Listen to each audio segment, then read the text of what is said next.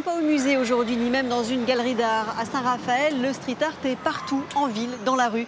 Et pendant 15 jours, le festival Résonances urbaines se sert de cet art pour ouvrir des portes culturelles, créer des interactions entre les habitants et les artistes. Comment? On va voir ça avec un des invités, le Montpelliérain Ose.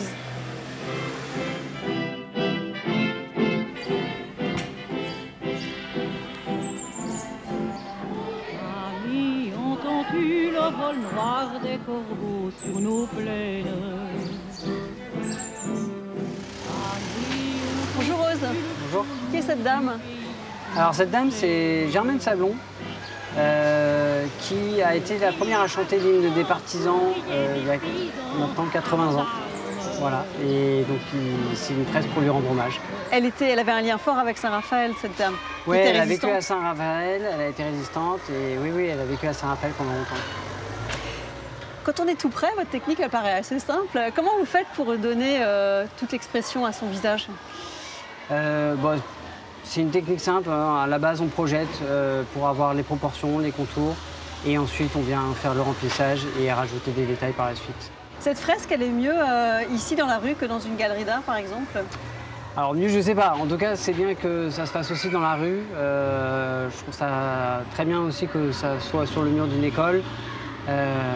Comme ça, tout le monde peut en profiter, les jeunes comme les vieux, et ça crée de l'interaction avec les habitants en plus quand on peint, donc ça c'est super.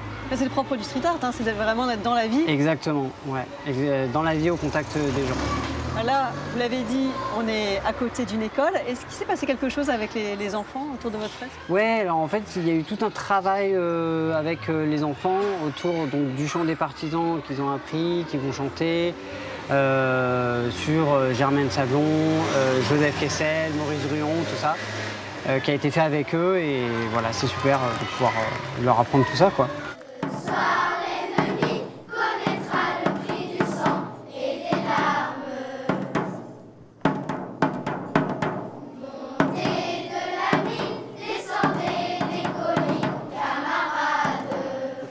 Merci aux ces interactions, mais c'est l'ADN du festival Résonances urbaines. On va le voir pas très loin d'ici, dans une petite galerie où des jeunes ont pris la peinture en main.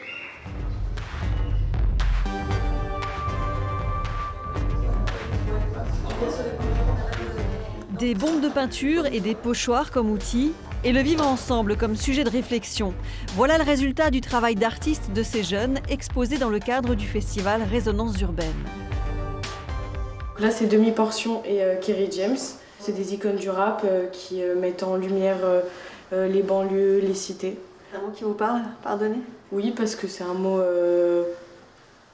très important, qu'on oublie énormément, je trouve, et qui n'est pas forcément facile à donner ou à recevoir.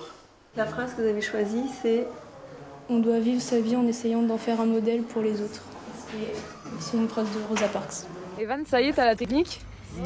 Des icônes à célébrer, des messages à faire passer. Ces jeunes ont eu 15 jours, pas plus, pour apprendre à déposer leurs idées sur une toile. Pour les aider, 2 street artistes accomplis, Abbès pour le travail des mots et Julien Morel pour les techniques de graffeur, tous deux bluffés par cette expérience avec les jeunes. C'est très facile, dès qu'on leur met une bombe d'aérosol de peinture ou un scalpel pour faire les pochoirs, de suite ils ont envie de toucher, de faire, d'essayer. Vous êtes surpris, vous, du résultat?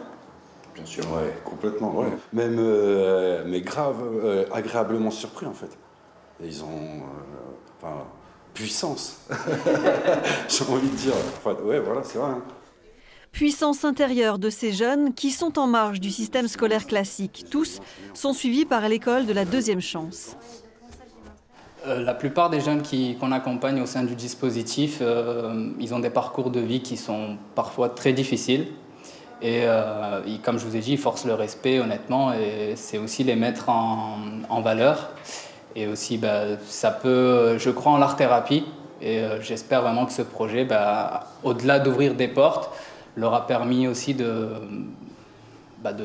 soigner leurs maux. Le pouvoir très particulier du street art, la ville de Saint-Raphaël le cultive depuis 5 ans. Dans les lieux d'exposition et surtout dans la rue, des contributions d'artistes sur les murs, à la plage, des couleurs, des personnages, un univers qui vous accroche. Forcément, il est plus visible, il est dans la rue et tout de suite ça interpelle.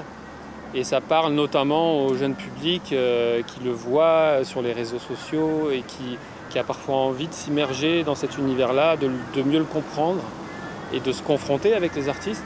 Parce que du coup, ça déclenche des rencontres et des rencontres qui derrière amènent à des jolis projets.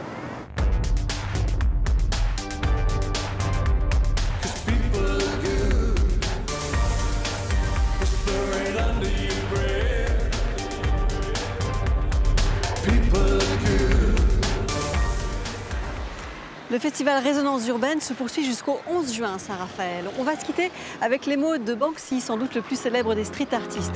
Parlez doucement, mais emportez un gros pot de peinture.